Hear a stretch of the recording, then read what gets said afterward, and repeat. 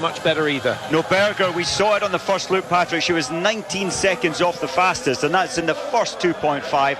So her form has definitely dropped. She will be looking forward to the Christmas break. Yeah, but she's had such a good start. Very seldom has someone had a good start like she's had and not gone on to win the overall World Cup. I think Ole Einar Bjorndalen is the only man who's done that, but that's usually because he sat out too many and then got ill as well, so he missed 4 or 5 races in the season. Yeah, that's true. And the women here, they've got the short straw. It's a race today, it's the pursuit tomorrow, and it's the mass start on Sunday. So 3 days in a row. Yeah, so no chance to recover there. The one thing that Berger will be relieved about is that Daria Domracheva, her main rival for the title this year, isn't racing today, and that means that she can't race tomorrow as well. And I think Daria Domracheva will be sitting at home saying, thank goodness Tora Berger didn't win this one. She probably will. It's giving her a little chance from taking this break, an enforced break with a light cold, as it's called, or as we were informed. Wisdom 34.3 outside. One more shot and she would have been looking at a top 2 position. She was never going to catch Miriam Gusno. In fact, top 3 it would have been. Now Vitkova for the Czech Republic. Is she going to be inspired by her teammate, who she will have seen starting and certainly going through the first shoot? Now 2 Czechs in the top 3. That would be a first. And it's a distinct possibility. She clears all 10, and the time 15:30. It's 15 seconds or so from here to the line, so she'll certainly join the chase for a top 5 finish, and that's a fantastic performance from Vitkova. And she's got good company on the last leg as well, with number 42, that's Razmichute, just leaving the range at the same time. Oh, what a day for the Czech Republic in the women's field. And all the time, the confidence will be building. A little lacking on the track, but not by much in terms of the ski speed. Scardino coming across, having shot the perfect score, looking to go into 3rd position, 22.44 the time she's after, and she's comfortably inside that, a 5-second margin. And so Belarus joined the top 3 at the finish. Sokolova, Gusner, Scardina, Guisdon, Gasparin of Switzerland is in there in 5th place. Hildebrand Dunkley of USA. And I think, Mike, we've got 10 different nationalities in the top 10 at the moment, and that's a first as well. It is, and women's biathlon this year, of course, Tora Berger until today has been the shining light, but it really is now allowing so many other nations to come through. In fact, we got 10 nationalities in the top 11, because Germany have both Gusner and Hildebrand in the top 6. But still, that's fairly astonishing stuff. The best of the Russians at the moment is Vilakina in 10th. Rosanna Crawford, confidence building all the time in her. It's a wonderful start to her season. She said she had a great summer.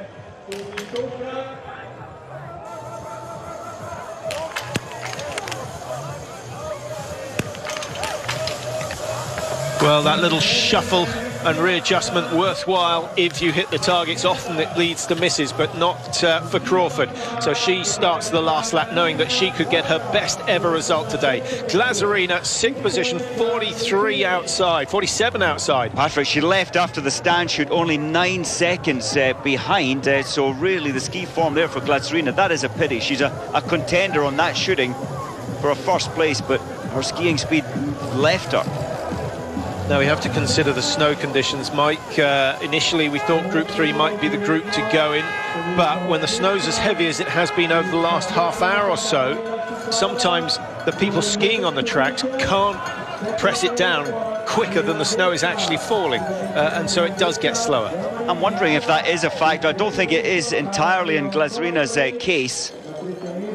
So much traffic out there on this, it's only a 2.5 kilometre track.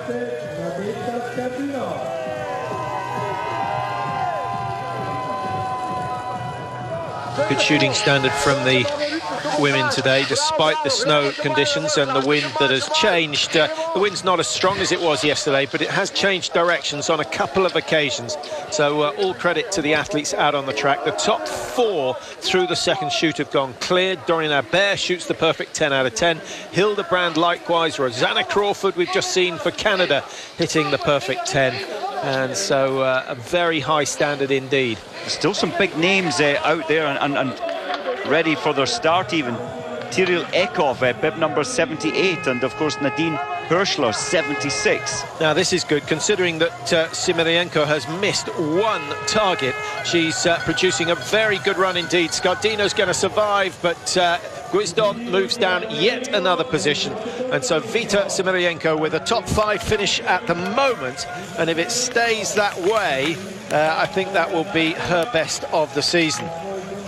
Well, Zaitseva, she had a chance of putting herself on the podium. She knew it, and she missed the first shot there in the stand and the last. That is so unlike Zaitseva. She has this steely concentration when she wants to get them. She normally always does. Vita Symiryanko's best result so far this season, 9th place, but her last 4 results have got better and better. 25, 27, 11, 9, could improve on that again today. So she is obviously someone who's was wishing Christmas came a little bit later, because when you're on this sort of form, it's a shame to go back to training mode and have to wait a couple of weeks before the next of the World Cup races. Dorian Albert on the charge to the line, and she's worked well over the last lap, but unable to match the pace of the best, but still goes down into 5th position. So Guisdon losing yet another place. But all this is good news, Mike, because it means the pursuit tomorrow, we're going to have a fairly tight start between the first 5 or 6. Oh, it's all pressure tomorrow. Grigorin normally so often, 94% hit rate in the pro, and she normally gets them. Home pressure. I really thought Grigorin was a contender for a top 5 today, but that really has put her chances back. Good to see Andrea Mali. And here the stadium commentator, she's hearing her name. You cannot but ignore your name. But hear your name when the stadium commentator shouts it out. Gets you thinking. A little bit slower than we would have expected, and just thinking the snow conditions aren't quite as quick as they were half an hour ago. I think the snow, you're right, has become a little wetter. It's dropping a lot faster than the earlier powder. Good effort from Mali.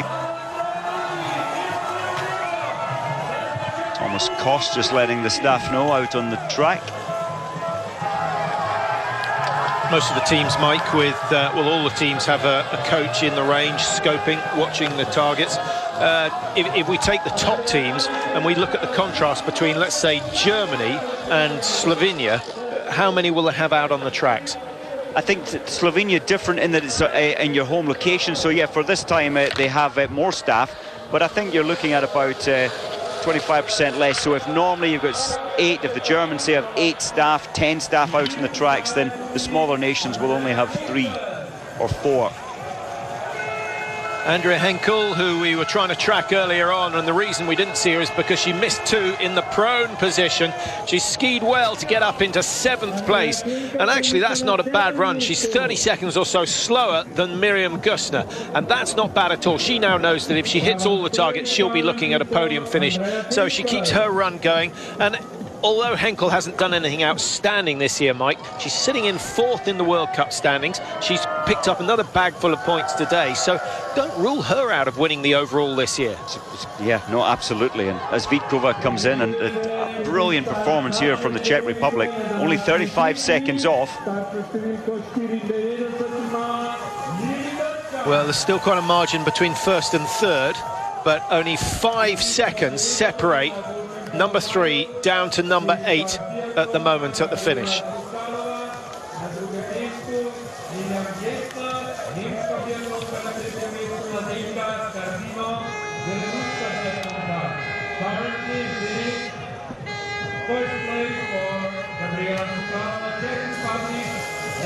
Well, all credit to those spectators who've hung around the the Glühwein tent must be getting more and more appealing as the conditions deteriorate. Now, Högberg of Sweden, not the best of starts for her. She took the first leg in the relay for the Swedes.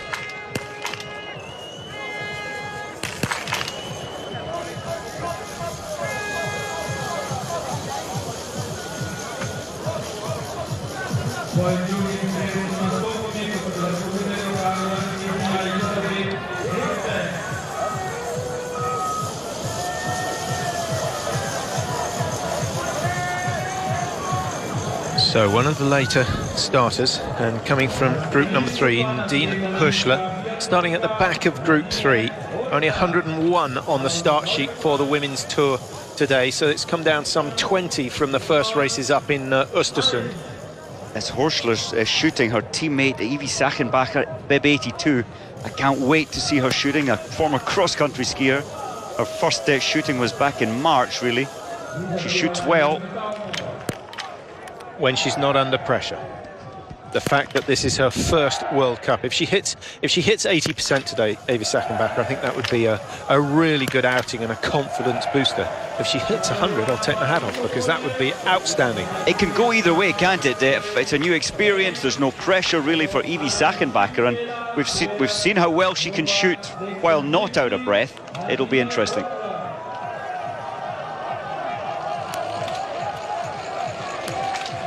Austria's top performer.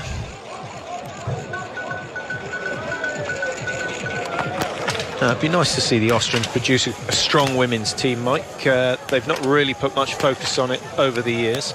They haven't. They're slowly building, and they've now got 3 development schools. I would love to have seen Romanova Schemp from Ramsau get these 5, because this is so competitive, and it would have been a big boost. But yes, Austria have realised they got caught behind with the development of women, and they really are trying to catch up now with their ski schools for the youth programme. Lots of coaches down in the Ramsau area, the Schladming school there. Well, there's no shortage of facilities, and that usually is the key to producing youngsters that are interested in the sport.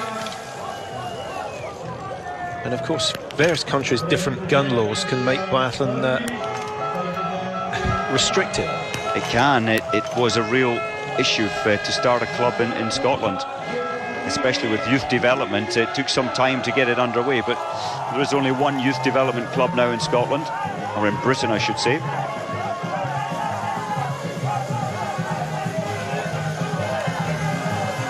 So let's have a look at the standings after the second shoot. Sokolova, Glazarina, Vitkova, Gusner, who skied herself from 5th all the way up into 2nd place. A great effort from Gusner, but it's still Sokolova of the Czech Republic.